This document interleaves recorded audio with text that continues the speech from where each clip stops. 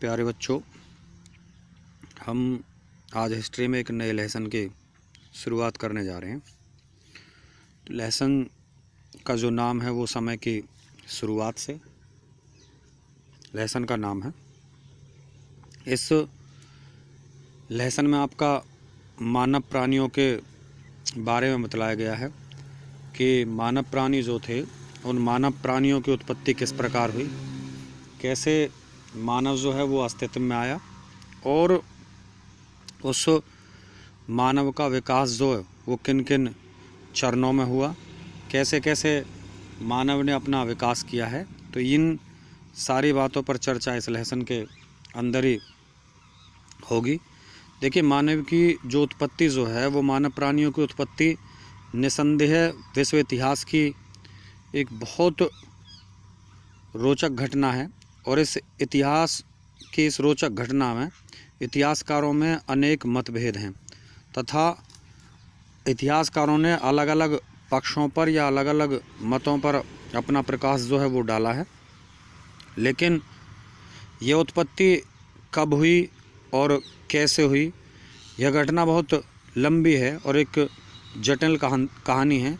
लेकिन अगर नवीनतम खोजों के आधार पर अगर इसका वर्णन किया जाए या इसके बारे में बतलाया जाए तो मानव का जो विकास जो हुआ है वो अनेक चरणों में हुआ है और जिन चरणों में मानव का विकास हुआ उन चरणों का विकास वर्णन जो है वो इस प्रकार से, अगर सबसे पहले सर्वप्रथम बात की जाए आपकी प्राइमेट।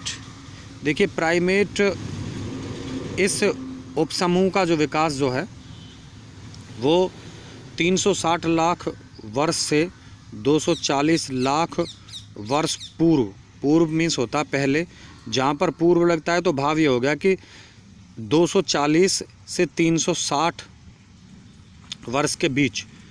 तो यहाँ से और यहाँ तक अगर पूर्व लग रहा है तो 240 पहले गिना जाएगा और उसके बाद में 360 है, लेकिन पूर्व से पहले जो हो जाता है तो 360 लाख से 240 लाख वर्ष पूर्व अफ्रीका और एशिया के अंदर इनका विकास हुआ था। इस उपसमूह में आपका बंदर, पूंछहीन बंदर एवं मानव जो सम्मिलित थे और इनके जिस्म पर जो है वो बाल होते थे।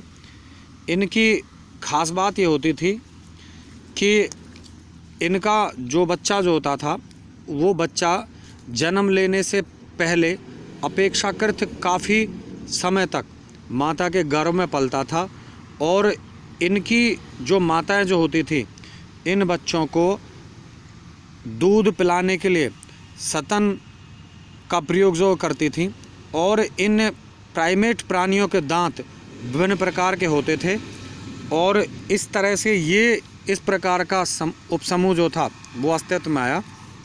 दूसरा आपका होमिनाइड। इस उपसमूह का जो विकास जो है वो लगभग 240 लाख वर्ष पूर्व अस्तित्व में आया। इस उपसमूह में आपका पूंछहीन बंदर सम्मिलित थे। इसके साक्ष्य जो हैं वो भी आपका इसके साक्ष्य जो हैं वो तंजानिया के हादरा से प्राप्त हुए हैं। तंजानिया के हादरा से इसके साक्ष्य प्राप्त हुए। इन में आपका पूंछहीन बंदर जो हैं वो सम्मिलित थे। इन बंदरों का मस्तिष्क जो छोटा होता था और इनकी सोचने की शक्ति भी जो है वो बहुत कम होती थी इस होमिनाइड उपसमूह के अंदर। इसके बाद आपका होमिनिड। देखिए, होमिनिड जो है इसका इस उपसमूह का विकास इस प्रकार के जो मानव जो थे वो 56 लाख वर्ष पूर्व अफ्रीका में इनको देखा गया था और ये अफ्रीका और तंजानिया के हादरा से ये प्राप्त हुए हैं। और इसके बाद आपका होमो अस्तित्व में आता है। होमो जो है वो आपका 25 लाख वर्ष पूर्व होमो अस्तित्व में आया और होमो जो अस्तित्व में आया है, इस होमो से जो भाव जो होता है ना, ये होमो जो है वो लातीनी भाषा का शब्द है और लातीनी भाषा का शब्द है। इसका भाव ही आदमी होता है और इसमें अगर आपका आदमी अगर भाव आया है तो इसमें दोनों ही सम्मिलित हुए। इसमें नर और मादा मीन्स स्त्री और पुरुष दोनों सम्मिलित थे, और विशेषताओं के आधार पर इनको भी अनेक भाग हैं, इनके अनेक आधार हैं, और उन आधारों का वर्णन जो है वो इस प्रकार है। अगर मैं बात करता हूँ सबसे पहले होमो हैबिलिस। होमो हैबिलिस जो थे, इन होमो हैबिलिस इस प्रकार के मानव 22 लाख वर्ष पूर्व से 18 लाख वर्ष पूर्व अस्तित्व में आए, और इन मानवों को औजार बनाने वाले मानवों के नाम से भी जाना जाता था। और सर्वप्रथम अगर इनकी बात की जाए तो सर्वप्रथम इन्होंने पत्थर के औजार इन मानवों के द्वारा ही बनाए गए थे, होमो हैबिलिस के द्वारा। इन औजारों का प्रयोग इन मानवों ने, होमो हैबिलिस जो मानव जो थे वो शिकार के लिए संभव हुआ, और इनके औजार जो हैं वो तंजानिया के ओल्ड बुई गोर्ज से प्राप्त हुए, इनके साक्ष्य भी और इनके औजार भी। इसके बाद होमो इरेक्टस, इस प्रकार के जो मानव जो हैं ये 18 लाख वर्ष पूर्व अस्तित्व में आए, और ये अधिक समझदार मानव थे। इनके द्वारा अधिक अच्छे औजार बनाए गए हैं होमो हैबिलिस से। होमो हैबिलिस से अधिक अच्छे औजारों का इनके द्वारा निर्माण किया गया। और इन्हीं होमो इरेक्टस की एक विशेषता और रही है कि इन होमो इरेक्टस मानव द्वारा आग की खोज जो थी या जानकारी जो है वो भी इनके द्वारा प्राप्त कर ली गई थी। जब आग की जानकारी इनके द्वारा प्राप्त कर ली गई तो आग का बहुत सारे कार्यों के लिए इनके द्वारा प्रयोग किया गया होगा। होमो सपेंशियस, देखिए इस मानव से जो भाव होता है वो समझदार मानव है, और जब समझदार मानव आया है तो उस समझदार मानव को आधुनिक मानव के नाम से भी इनको जाना जाता था। और इस प्रकार के मानव का उद्भव जो है वो 1.95 लाख वर्ष पूर्व से लेकर 1.60 लाख वर्ष पूर्व हुआ है, और इसके साक्ष्य भी हमें जो हैं वो अफ्रीका से प्राप्त हुए हैं होमो सपेंशियस के। अब होमो सपेंशियस समझदार मानव है, आधुनिक मानव है।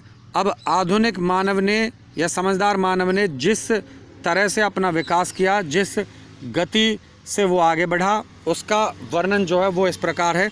और सबसे पहले उस आदिकालीन मानव के भोजन प्राप्त करने के तरीके। आदिकालीन मानव जो है वो विभिन्न तरीक़ों से अपना भोजन प्राप्त करता था। सबसे पहले अगर बात की जाए तो संग्रहण।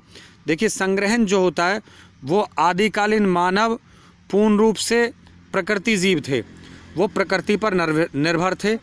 आदिकालीन मानव जो है वो किसी प्रकार से ना तो कृषि करना जानते थे और ना ही वो पशुपालन के बारे में जानते थे।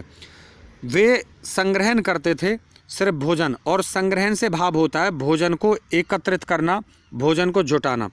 अब एकत्रित करना, और वो भी किससे? खाद्य पदार्थों से। और खाद्य पदार्थ भी क्या? जैसे आपका बीज, गुठलियाँ और फल आदि, इनको एकत्रित किया जाता था आदिकालीन मानव के द्वारा। और एक सीधी सी बात और है, इस प्रकार का जो कार्य जो है वो इस प्रकार का कार्य सिर्फ बच्चों और स्त्रियों द्वारा किया जाता होगा, मानव के द्वारा यह कार्य नहीं किया जाता होगा, क्योंकि मानव तो शिकार करने के लिए एक स्थान से दूसरे स्थान पर जाता होगा। उसके बाद दूसरा आपका अपमार्जन। देखिए आदिकालीन मानव जो है वो अपमार्जन द्वारा अपना भोजन प्राप्त करता था, और अपमार्जन से भाव क्या है? त्यागी हुई वस्तुओं की सफाई। त्यागी हुई वस्तुओं की सफाई से है अपमार्जन से भाव। कहने का मतलब ये हुआ कि कोई भी हिंसक जानवर है, हिंसक होता है भयानक, खतरनाक, किसी भी हिंसक, खतरनाक, भयानक या बड़े जानवर के द्वारा किसी छोटे जानवर का जो शिकार कर लिया जाता था। लेकिन उस हिंसक जानवर को जितनी भी उसकी क्षुधा है, क्षुधा होता है भूख, कि उस उस हिंसक जानवर को जितनी भी भूख होती थी वो उतना ही भोजन प्राप्त करता था। उसके बाद उस अपने शिकार को उसी जगह उसी स्थान पर वो छोड़ देता था।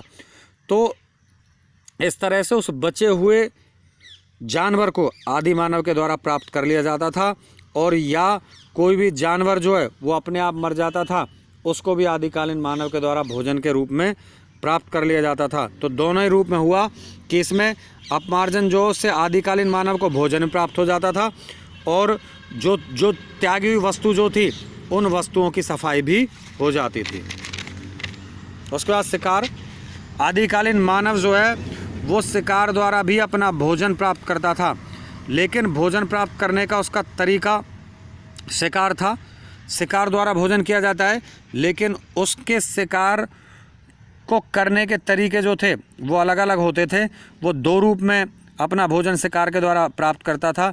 जो छोटे मोटे जानवर होते थे, उन छोटे मोटे जानवरों का शिकार तो आदिकालीन मानव स्वयं कर लेता था अकेला ही, लेकिन जो जानवर हिंसक होते थे, जिन जानवर से आदिकालीन मानव को खतरा होता था, उन जानवरों का शिकार आदिकालीन मानव अकेला नहीं करता था, बल्कि सम्मिलित रूप में करता था। सम्मिलित से भाव है समूह बनाकर, झुंड बनाकर कई आदिकालीन मानव जो हैं एकत्रित एक साथ इकट्ठे होकर समूह में शिकार करते थे जो जानवर हिंसक होते थे। तो उसके बाद मछली पकड़ना, आदिकालीन मानव जो है वो अपना भोजन मछली पकड़कर भी अपना भोजन जुटाता था, और यह कार्य भी उसका महत्वपूर्ण कार्य था।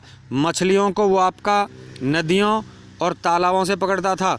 मछली पकड़ने के लिए वो जिस औजार का प्रयोग करता था उसे कांटे या हार्पून का नाम दिया जाता था, लेकिन छोटी मछली को पकड़ने के लिए तो कांटे का इस्तेमाल किया जाता था, और बड़ी मछली को पकड़ने के लिए आदिकालीन मानव के द्वारा हार्पून का प्रयोग किया जाता था।